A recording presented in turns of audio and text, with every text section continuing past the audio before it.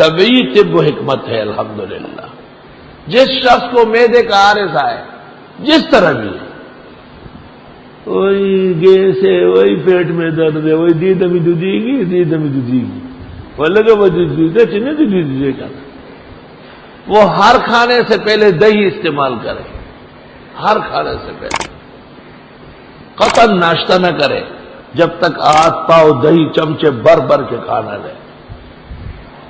دوپہر کا کھانا 1 پاؤ دہی، رات کو کھانے سے پہلے، اس کے بعد پائے کھاؤ، مغز کھاؤ، ہوجڑیاں کھاؤ، بٹے کھاؤ، جو چاہو زہر کھاؤ، سینکیا کھاؤ، انشاءاللہ معدے کی تکلیف ختم ہو جائے گی.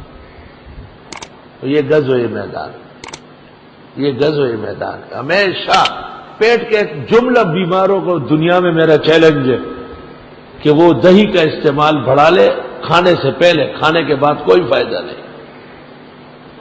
سب سے پہلے ہانتڑی اس سے بھر جائے، ایک حد تک نرمی آ جائے گی، طاقت آ جائے گی. اس کے بعد جو آلو چاول دال ساگ جائے گا آنتڑی میں، طاقت آ جائے گی ہضم کرنے کی. فرق محسوس کریں گے آپ انشاءاللہ.